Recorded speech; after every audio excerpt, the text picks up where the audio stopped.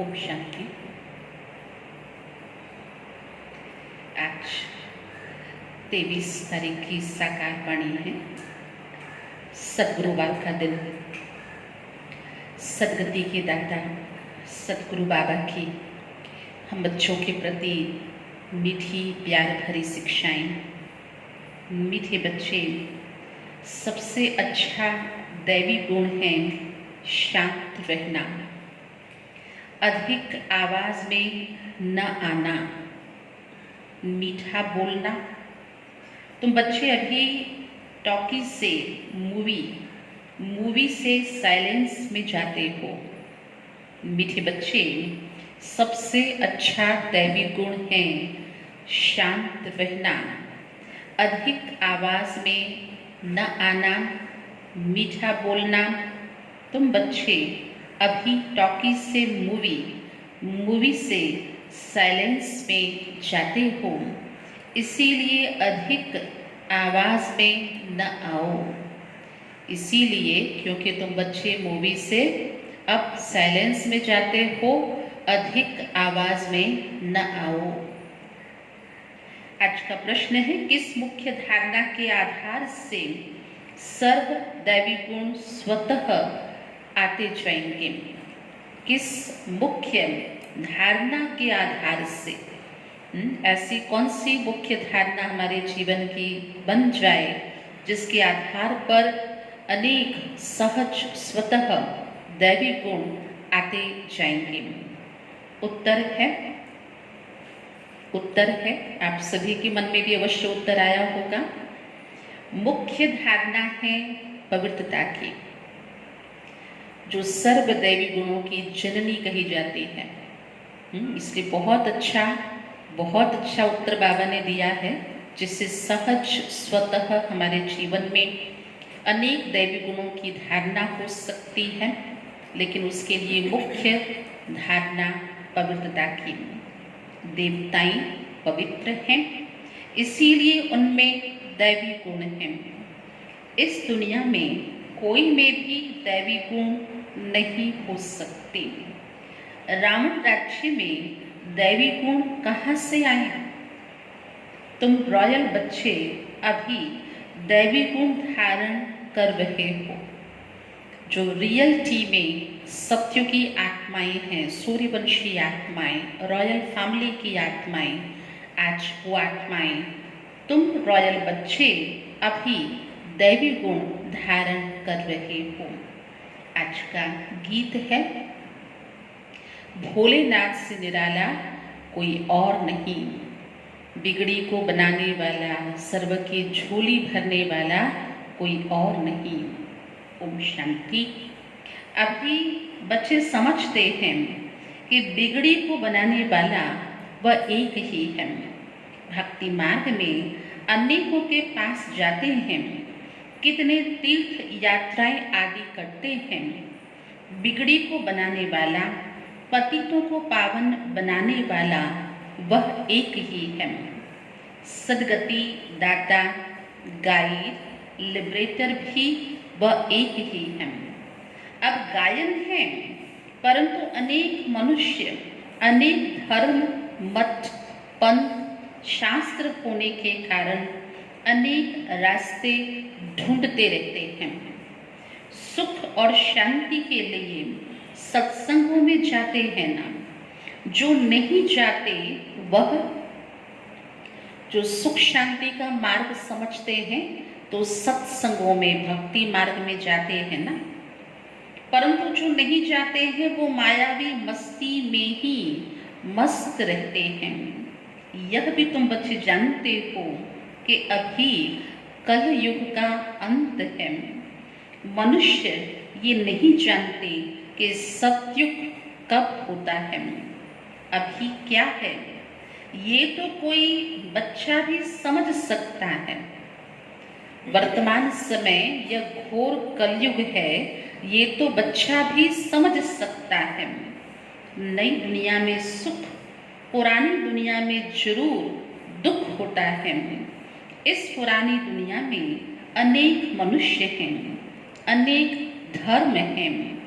तुम कोई को भी समझा सकते हो। यह है कलयुग। सतयुग पास्ट हो गया। वहाँ एक ही आदि सनातन देवी देवता धर्म था और कोई धर्म नहीं था। बाबा ने बहुत बार समझाया है, फिर भी समझाते हैं। जो आए उनको नई दुनिया और पुरानी दुनिया का फर्क दिखाना चाहिए। भले वो क्या भी कहे, कोई 10,000 वर्ष आयु कहते हैं, कोई 30,000 वर्ष आयु कहते हैं। अनेक मतें हैं ना, लाखों से हजारों तक आ गए हैं, फिर भी अनेक मतें हैं ना। अब उन्हों के पास तो है ही शास्त्रों की मत। अनेक शास्त्र तो स्वाभाविक है, अनेक मतें मनुष्यों की मत है ना। शास्त्र भी लिखते तो मनुष्य है ना, तो वो मनुष्य मत हुई, अथवा उसे मन मत कह सकते हैं, अथवा उसको अल्पकालीन मत कह सकते हैं। देवताएं कोई शास्त्र थोड़ी लिखते हैं। सतयुग में देवी देवता धर्म होता है, उन्हों को मनुष्य भी नहीं कहा जा सकता। जो खुद देवी देवता धर्म की आत्माएं हैं, वो कोई धर्म शास्त्र नहीं पढ़ते न लिखते हैं, इसीलिए उन्हें मनुष्य भी नहीं कहा जा सकता। तो जब कोई मित्र संबंधी आदि मिलते हैं तो उनको बैठ ये सुनाना चाहिए। विचार की बात है, नई दुनिया में कितने थोड़े मनुष्य होते हैं, पुरानी दुनिया में कितनी वृद्धि होती है। सतयुग में सिर्फ एक देवता धर्म था, मनुष्य भी थोड़े थे। दैवी गुण होते ही हैं देवताओं में, मनुष्यों में नहीं होते। इसलिए कहने में आता है ये मनुष्य और वह देवताएं, इसीलिए मनुष्य देवताओं को पूजते हैं। तब तो मनुष्य जाकर देवताओं के आगे नमन करते, नमस्ते करते हैं, देवताओं की महिमा गाते हैं, जानते हैं वह स्वर्गवासी हैं, हम नरकवासी कलयुगवासी हैं। मनुष्य में दैवी गुण हो न सके। कोई कहे फलाने में बहुत अच्छे दैवी गुण हैं, बोलो बोलो अथॉरिटी के साथ। नहीं, दैवी गुण होते ही हैं सिर्फ देवी देवताओं में, क्योंकि वह है संपूर्ण पवित्र। देवी देवताएं होते हैं संपूर्ण पवित्र। यहाँ पवित्र ना होने के कारण कोई में दैवी गुण हो न सके, क्योंकि आसुरी रावण राज्य है ना। नए झाड़ में दैवी गुण वाले देवताएं रहते हैं, फिर झाड़ पुराना होता है। रावण राज्य में दैवी गुण वाले हो न सके। सतयुग में आदि सनातन देवी देवता जो धर्म है वो भी प्रवृत्ति मार्ग का था। सतयुगी देवता धर्म भी प्रवृत्ति मार्ग का था। प्रवृत्ति मार्ग वालों की ही महिमा गाई हुई है ना। वर्तमान समय के बड़े बड़े ऋषि मुनि जो खुद पवित्र रहते हैं, निवृत्ति मार्ग के कहलाते हैं, वे भी प्रवृत्ति मार्ग के लक्ष्मी नारायण के सामने जाकर नमन करते, पूजन करते, अर्थात उनकी महिमा गाई जाती है। सतयुग में हम पवित्र देवी देवता थे, संन्यास मार्ग था ही नहीं।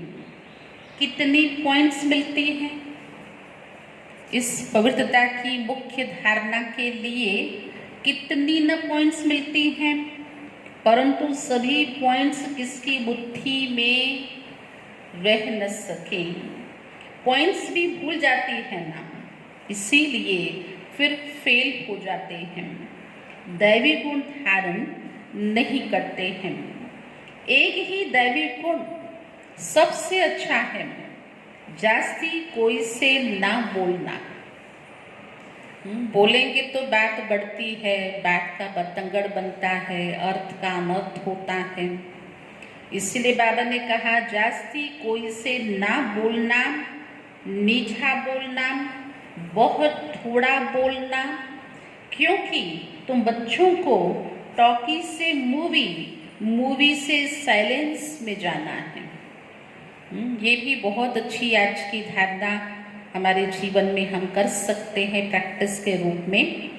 मुख से कम बोलना, मीठा बोलना, क्योंकि तुम बच्चों को टॉकी से मूवी और मूवी से साइलेंस में जाना है, तो टॉकी को बहुत कम करना चाहिए। जो बहुत थोड़ा धीरे से बोलते हैं तो समझते हैं यह रॉयल घर का है। मुख से सदैव रतन निकले।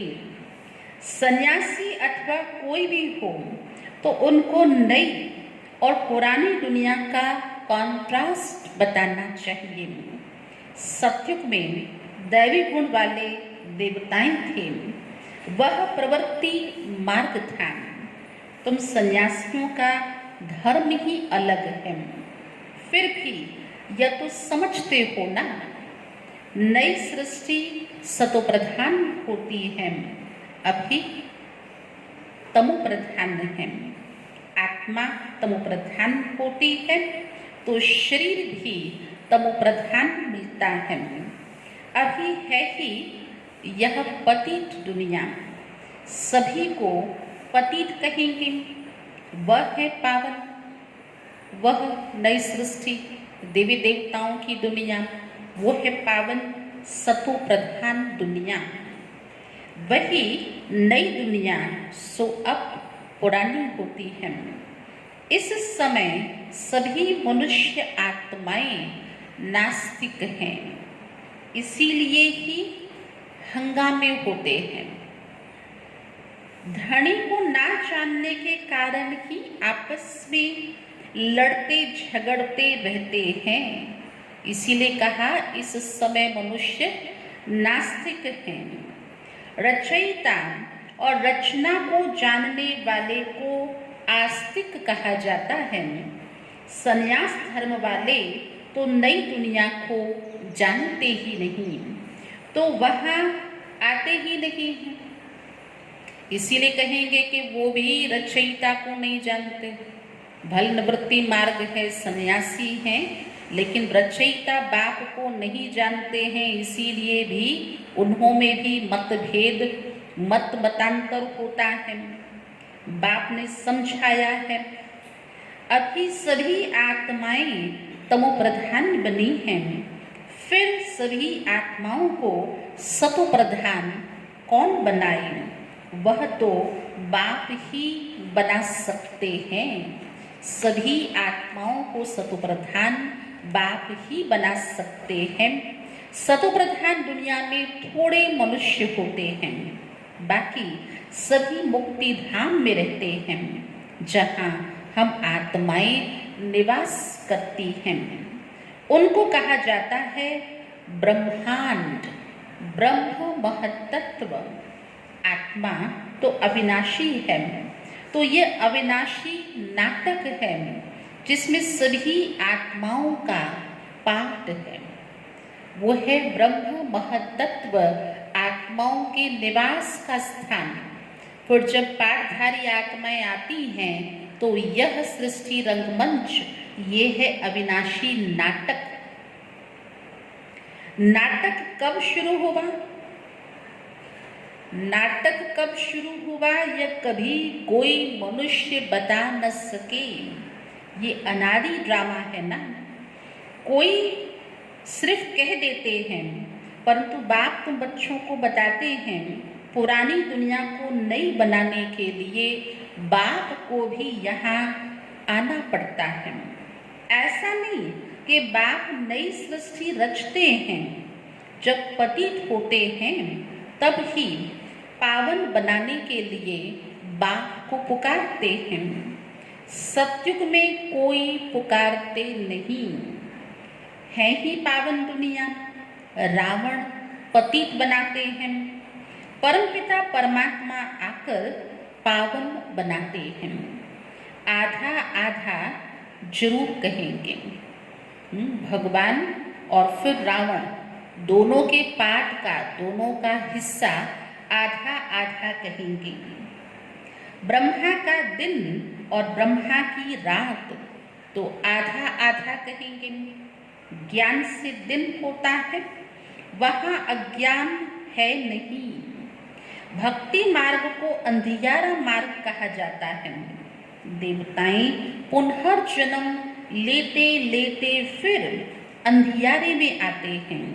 इसीलिए इस सीढ़ी में यह दिखाया है मनुष्य कैसे सतो, रजो और तमो में आते हैं। अभी सभी की जड़ जड़ीबूट अवस्था है। बाबा आते हैं ट्रांसफर करने के लिए, अर्थात मनुष्य को देवता बनाने के लिए। जब देवता थे तो आसुरी गुण वाले मनुष्य नहीं थे। अभी इन आसुरी गुण वालों को फिर दैवी गुण वाला कौन बनाए? अभी तो अनेक धर्म, अनेक मनुष्य हैं, लड़ते झगड़ते रहते हैं। सतयुग में एक धर्म है तो दुख की कोई बात नहीं। शास्त्रों में तो बहुत दंत कथाएं हैं जो जन्म जन्मांतर पढ़ते आए हैं। बाप कहते हैं ये सब भक्ति मार्ग की सामग्री है, उनसे मुझे प्राप्त कर नहीं सकते। शास्त्र पढ़ना आदि ये भक्ति मार्ग की सामग्री है। मुझे तो स्वयं एक ही बार आकर सभी की सदगति करनी है। ऐसे वापस तो कोई जा न सके। बहुत धैर्य से बैठ समझाना चाहिए। पूरा सीढ़ी का बाबा ने चित्र समझा दिया। सतो रजो तमो की स्थिति, फिर अंत में जड़ जड़ीबूट अवस्था और फिर ड्रामानुसार बाप का आना, सत धर्म की स्थापना करना। इसीलिए बाबा ने कहा बहुत धैर्य से बैठ समझाना चाहिए, हंगामा भी ना हो। उन लोगों को अपना अहंकार तो रहता है ना, साधुओं के साथ फॉलोअर्स भी तो रहते हैं ना। झट कह देंगे इनको भी ब्रह्मा कुमारियों का जादू लग गया। सयाने मनुष्य जो होंगे वह तो कहेंगे कि विचार करने योग्य बातें हैं। कितना अंतर है। सयाने कहेंगे विचार करने योग्य बातें हैं। मेले प्रदर्शनी में अनेक प्रकार के आते हैं ना। प्रदर्शनी आदि में भी कोई आए तो उसे बड़े धैर्यता से समझाना चाहिए। जैसे बाबा धीरज से समझा रहे हैं, बहुत जोर से बोलना भी नहीं चाहिए। प्रदर्शनी में तो बहुत इकट्ठे हो जाते हैं ना, फिर कह देना चाहिए आप कुछ टाइम देकर एकांत में आकर समझेंगे तो आपको रचयिता और रचना का राज समझाएंगे। रचना के आदि मध्य अंत का ज्ञान रचयिता बाप ही समझाते हैं। बाकी तो सभी नेति नेति ही करके जाते हैं। कोई भी मनुष्य ऐसे जा न सके उस मुक्ति धाम में, उस परमात्मा के पास परलोक में। ऐसे तो कोई मनुष्य जा न सके। ज्ञान से ही सदगति होती है, फिर ज्ञान की दरकार ही नहीं रहती। यह नॉलेज सिवाय बाप के और कोई समझा न सके। समझाने वाला कोई बुजुर्ग होगा तो मनुष्य समझेंगे यह भी अनुभवी है, क्योंकि दुनिया में जो शारीरिक उम्र होती है उसका भी एक बोलने का वजन पड़ता है। कहेंगे ये अनुभवी है, बुजुर्ग है ना, बड़ा है, तो उसकी बात को भी सुनते हैं। जरूर सत्संग आदि किया होगा। कोई बच्चे समझाएंगे तो कहेंगे कितना भी अच्छा कहेंगे तो भी कहेंगे बच्चा ही है, छोटा ही है, कहेंगे ये क्या जाने। तो ऐसे ऐसे जो बुजुर्ग का असर पड़ सकता है, बाप एक ही बार आकर ये नॉलेज समझाते हैं, क्योंकि खुद शिव बाबा ने भी बुजुर्ग तन लिया ना, अनुभवी रथ, तो उनका एग्जाम्पल बाबा दे रहे हैं। तमो प्रधान से सतो प्रधान बाप ही बनाते हैं। माताएं बैठ उनको समझाएंगी तो खुश होंगी। बोलो, ज्ञान सागर बाप ने ज्ञान का कलश हम माताओं को दिया है, जो हम फिर औरों को देते हैं। बहुत नम्रता से बोलते रहना है। शिव ही ज्ञान का सागर है, जो हमको ज्ञान सुनाते हैं। कहते हैं मैं तुम माताओं द्वारा मुक्ति, जीवन मुक्ति के गेट्स खोलता हूँ और कोई खोल न सके। मुक्ति, जीवन मुक्ति के द्वार और कोई खोल न सके। हम अभी परमात्मा बाप द्वारा पढ़ रहे हैं, हमको कोई मनुष्य नहीं पढ़ाते हैं। ज्ञान का सागर एक ही परमपिता परमात्मा है। तुम सभी भक्ति के सागर हो, भक्ति की अथॉरिटी हो, न कि ज्ञान की। ज्ञान की अथॉरिटी मैं एक ही हूँ। महिमा भी एक की करते हैं, वही ऊंच से ऊंच हैं, हम उनको ही मानते हैं। वह हमको ब्रह्मा तन से पढ़ाते हैं, इसीलिए ब्रह्मा कुमार कुमारियां गायब हुए हैं। ऐसे बहुत मीठे रूप से बैठ समझाएं। भल कितना भी पढ़ा हुआ हो, ढेर प्रश्न करते हैं। पहले पहले तो बाप पर ही निश्चय कराना है। पहले तुम यह समझो रचयिता बाप है व नहीं। सभी का रचयिता तो एक शिव बाबा ही है, वही ज्ञान का सागर है। बाप टीचर सतगुरु हैं। पहले तो ये निश्चय बुद्धि हो कि रचयिता बाप ही रचना के आदि मध्य अंत का ज्ञान देते हैं, वही हमको समझाते हैं। वह जरूर राइट ही समझाएंगे। रचयिता हैं, पिता हैं, तो बच्चे को अवश्य राइट ही समझाएंगे, फिर कोई प्रश्न उठ न सके। बाप आते ही संगम पर हैं, सिर्फ कहते हैं मुझे याद करो, तो पाप भस्म हो जाएं। हमारा काम ही है पतित को पावन बनाने का। अभी तमो प्रधान दुनिया है, पतित पावन बाप बिगर कोई को जीवन मुक्ति मिल ना सके। सभी गंगा स्नान करने जाते हैं तो पतित ठहरे ना। मैं तो कहता नहीं हूँ गंगा स्नान करने जाओ, मैं तो कहता हूँ मामेकम याद करो। भगवान ने तो किसी पुस्तक द्वारा, शास्त्र द्वारा नहीं कहा। भगवान तो कहते हैं मन मना भव, मुझे याद करो।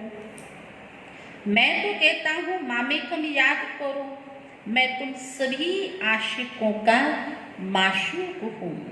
सभी एक माशूक को याद करते हैं। माशूक अर्थात परमात्मा भगवान। रचना का क्रिएटर तो एक बाप ही है। वो कहते हैं देही अभिमानी बन मुझे याद करो तो इस योग अग्नि से विकर्म विनाश होंगे।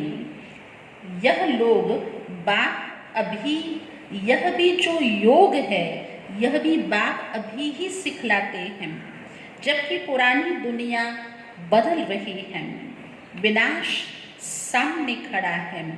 अभी हम देवता बन रहे हैं। बाप कितना न सहज करके समझाते हैं। बाप के सामने भल सुनते हैं, परंतु एक रस होकर नहीं सुनते। बुद्धि और तरफ भागती रहती है। भक्ति में भी ऐसा होता है, सारा दिन तो वेस्ट जाता है, बाकी जो टाइम मुकर्रर करते हैं उसमें भी बुद्धि कहाँ कहाँ चली जाती है, क्योंकि सारा ही दिन तो भक्त भी भक्ति नहीं करते हैं और ना ही साधक सारा ही दिन कोई योग अभ्यास करते हैं। जो मुकर्रर समय है उसमें भी बुद्धि कहाँ कहाँ भागती रहती है। सभी का ऐसा हाल होता होगा, माया ऐसी है ना। कोई कोई बच्चे बाप के सामने बैठे ध्यान में चले जाते हैं, ये भी टाइम वेस्ट करना होगा। बैठे हैं सन्मुख बाबा के और फिर खुद ध्यान में चले जाते, दीदार करते हैं, जिसको बाबा कहते ये भी टाइम वेस्ट करना हुआ ना। कमाई तो नहीं हुई। बाप तो कहते हैं याद में रहो जिससे विकर्म विनाश हो। ध्यान में जाने से बुद्धि में बाप की याद नहीं रहती है। इन सभी बातों में बहुत हैं जो कहते याद में रहो जिससे विकर्म विनाश हो जाए। ध्यान में जाने से बुद्धि में बाप की याद नहीं रहती है। याद में बैठना चाहिए। तुमको तो आंखें बंद भी नहीं करनी है। आंखें खोलने से डरना नहीं चाहिए। आंखें खुली रहें तो बुद्धि में उस माशूक की अर्थात परमात्मा पिता की याद रहे। आंखें बंद करके बैठना यह कायदा नहीं है। राजयोग में आंखें बंद करके बैठना यह कायदा नहीं है। बाप कहते हैं याद में बैठो, ऐसे थोड़े कहते हैं आंखें बंद करके बैठो। आंखें बंद कर कांध ऐसे नीचे कर बैठेंगे तो बाबा कैसे देखेंगे? बाबा कैसे दृष्टि देंगे? बाबा कैसे उस आत्मा की हाजिरी, चाहे फिजिकली तो यहाँ मौजूद है लेकिन उनकी जो मेंटल स्टेज है वो एब्सेंट होती है, तो बाबा कैसे देखेंगे? आंखें कभी बंद नहीं करनी चाहिए। आंखें बंद हो जाती हैं तो अगर आंखें बंद हो जाती हैं तो स्वाभाविक है क्या समझा जाता है? नींद अच्छी नहीं की होगी, आराम नहीं होगा, चिंतित होंगे। समझा जाता है दाल में कुछ काला होगा। बाबा कहते समझा जाता कुछ दाल में काला होगा और कोई को याद करते होंगे। बाप तो कहते हैं और कोई मित्र संबंधियों आदि को याद किया तो तुम सच्चे आशिक नहीं ठहरे। तुम भगवान के सच्चे आशिक नहीं ठहरे। सच्चा आशिक बनेंगे तब ही ऊंच पद पाएंगे। मेहनत तो सारी याद में है ना। देह अभिमान में बाप को भूलते हैं, फिर धक्के खाते रहते हैं। और बहुत मीठा भी बनना चाहिए। वातावरण भी मीठा हो, कोई आवाज ना हो।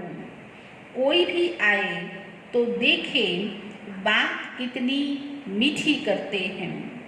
बहुत साइलेंस होनी चाहिए। कुछ भी लड़ना झगड़ना नहीं है। नहीं तो जैसे बाप, टीचर, गुरु तीनों की निंदा कराते हैं, एक की नहीं 3 गुना बाप, टीचर, गुरु की निंदा कराते हैं, वह फिर पद भी बहुत कम पाएंगे। बच्चों को अब समझ तो मिली है ना। बाबा कहते हैं हम तुमको पढ़ाते हैं ऊंच पद प्राप्त कराने के लिए, पढ़कर फिर औरों को पढ़ाना चाहिए। खुद भी समझ सकते हैं, हम तो कोई को सुनाते नहीं हैं, तो क्या पद पाएंगे?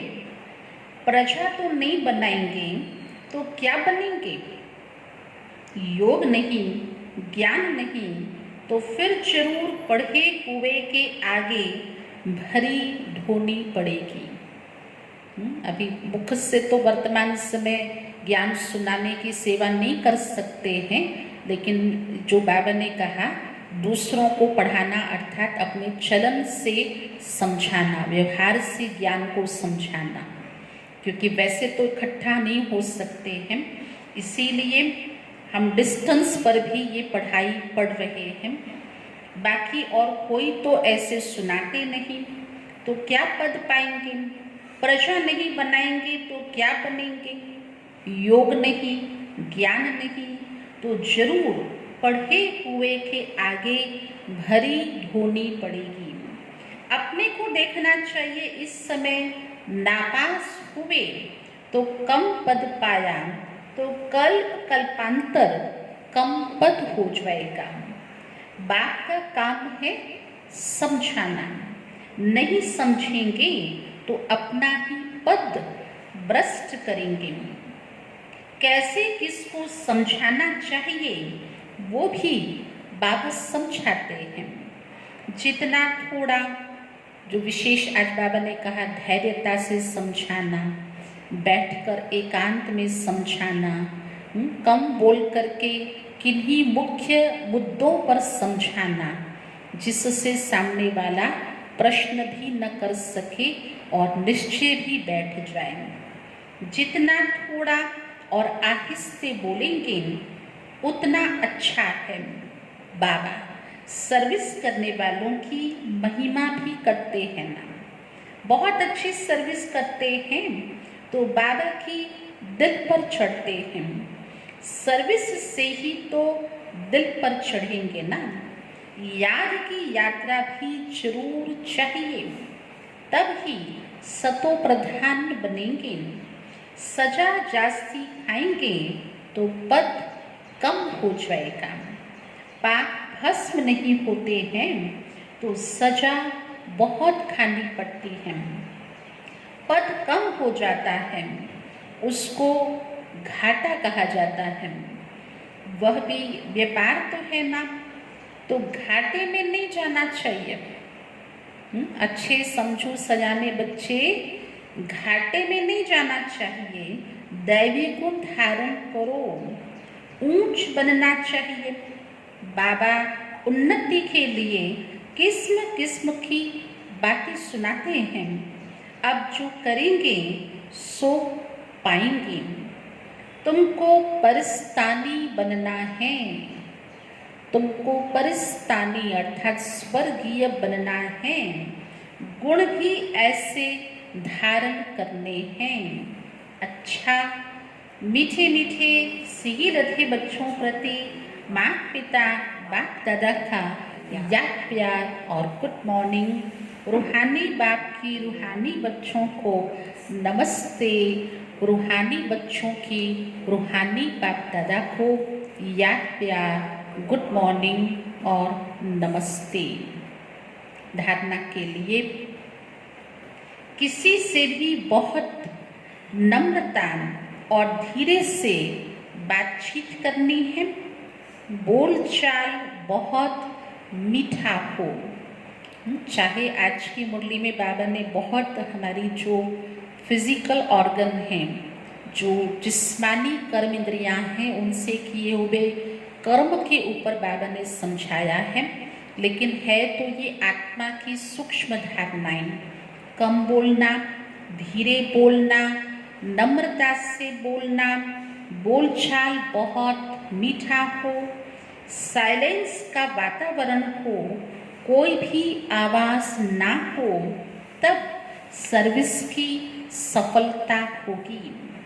सच्चा सच्चा आशिक एक माशूक को ही सच्चा सच्चा आशिक बन एक माशूक को ही याद करना है। याद में कभी आंखें बंद कर कान नीचे करके नहीं बैठना है। उदासी या ऐसे जो एक मूडलेस स्थिति होती है, ऐसे नहीं बैठना है। देही अभिमानी होकर के रहना है। आज का वरदान है, विशाल बुद्धि द्वारा संगठन की शक्ति को बढ़ाने वाले सफलता स्वरूप भव। विशाल बुद्धि द्वारा संगठन की शक्ति को बढ़ाने वाले सफलता स्वरूप भव।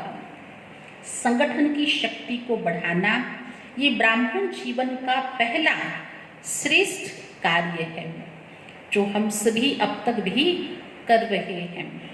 ब्राह्मणों का संगठन, ये बेहद विश्व का जो परिवार है, इसकी वृद्धि करना ये हमारा प्रथम पहला कर्तव्य है। और इसके लिए जब कोई भी बात मेजॉरिटी वेरीफाई करते हैं, तो जहाँ मेजॉरिटी वहाँ मैं, यही है संगठन की शक्ति को बढ़ाना। जहाँ मेजॉरिटी हो वहाँ मैं, उस राय में उस बात का समर्थन करना, उस हाँ में हाँ करना, इसको कहेंगे शक्ति को बढ़ाना। इसमें यह बढ़ाई नहीं दिखाओ कि मेरा विचार तो बहुत अच्छा है, भले कितना भी अच्छा हो, लेकिन जहाँ संगठन टूटता है वो अच्छा भी साधारण हो जाएगा। चाहे मेरा विचार सबसे अच्छा है, लेकिन संगठन नहीं, साथ नहीं, सहकार नहीं, तो फिर ये विचार साधारण हो जाएगा। उस समय अपने विचार त्यागने भी पड़े तो त्याग में ही भाग्य है। इससे ही सफलता स्वरूप बनेंगे, समीप संबंध में आएंगे।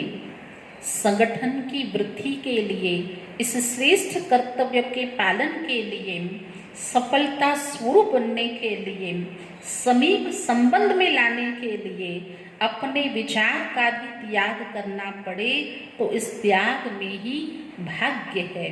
जहाँ संगठन वहाँ मैं। आज का स्लोगन है, सर्व सिद्धियां प्राप्त करने के लिए मन की एकाग्रता को बढ़ाओ। सर्व सिद्धियां प्राप्त करने के लिए मन की एकाग्रता को बढ़ाओ। आज सभी ने सद्गुरुवार की विशेष बाबा की मीठी प्यार भरी शिक्षाएं सुनी। आज सभी को सद्गुरुवार की बहुत शुभकामनाएं। सभी आज अपने घरों में भी बाबा के भोग को स्वीकार कराते हुए परिवार के साथ कना दाना खा करके और इस संगम युग के वर्तमान समय के दृश्य में भी वाह वाह के गीत गाएंगे। ओम शांति।